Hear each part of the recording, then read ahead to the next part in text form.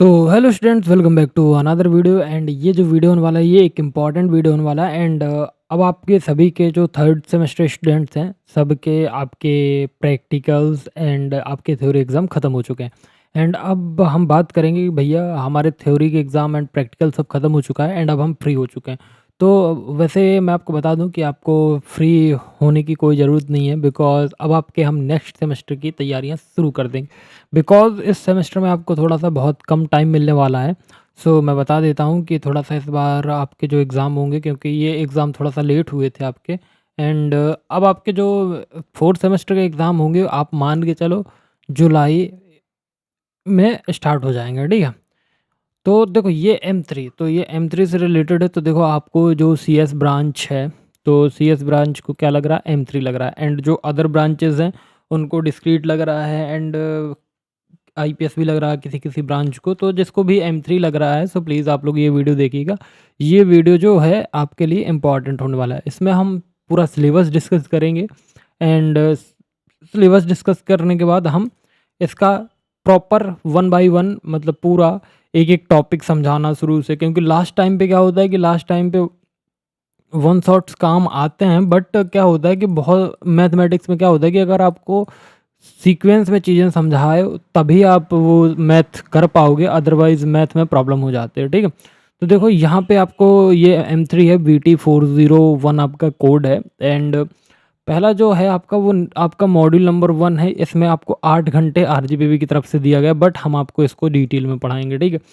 सो देखो आपको पढ़ना क्या क्या है, solution of polynomial and transactional equation, bisection method, Newton Raphson method and regular falsi method, finite differentiation and relational between operators और interpolation using Newton's forward and backward difference formula and interpolation with unequal intervals, Newton's divide difference and Lagrange's formula. तो भाई देखो ये आपकी जो unit number 1 है, ये आपका इसमें आपको इतनी चीज़ें पढ़नी है, ठीक है।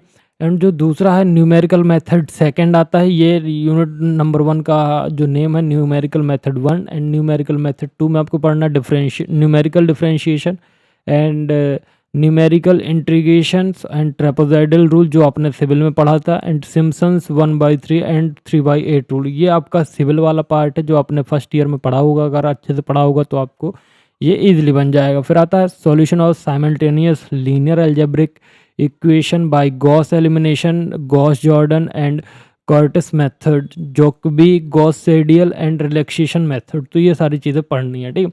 अब आता है आपका यूनिट नंबर 3 जो आपका है न्यूमेरिकल मेथड 3 बोला जाता है इसको। इसमें आपको पढ़ना ऑर्डिनरी डिफरेंशियल इक्वेशन, जो कि आपको Taylor series, Euler's and modified Euler's method and Runge Kutta method of fourth order by solving first and second order of equation, ठीक है। फिर Milne's and Adams predictor correctors method, partial differential equation, finite differentiation solution, two dimensional Laplace equation and position equation, implicit and explicit method for one dimensional heat equation, Bender and Crank Nicolson method, ठीक है। तो फिर आता है finite difference explicit method and wave equation. And जो 4th unit है वो आपका क्या है, ट्रांसफॉर्म कैलकुलस।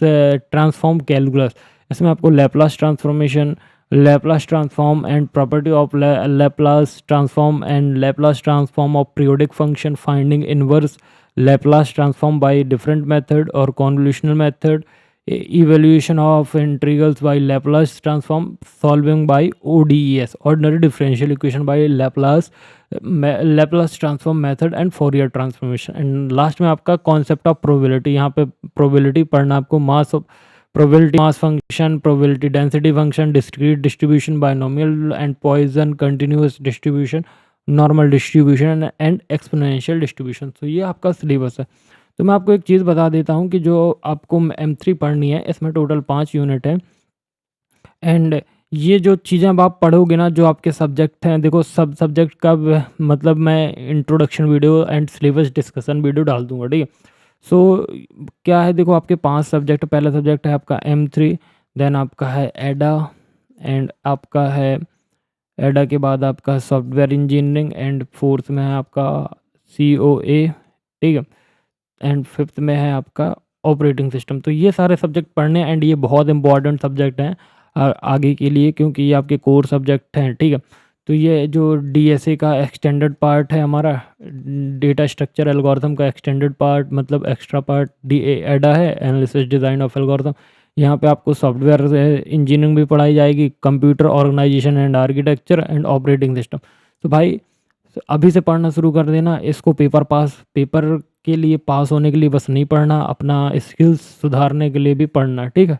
तो बाकी अगर ये वीडियो अच्छा लगा हो तो please do like, subscribe and share. मिलते हैं एक नेक्स्ट वीडियो में, एंड नेक्स्ट वीडियो से हम आपको 1 by 1 टॉपिक्स स्टार्ट कर देंगे। So thank you.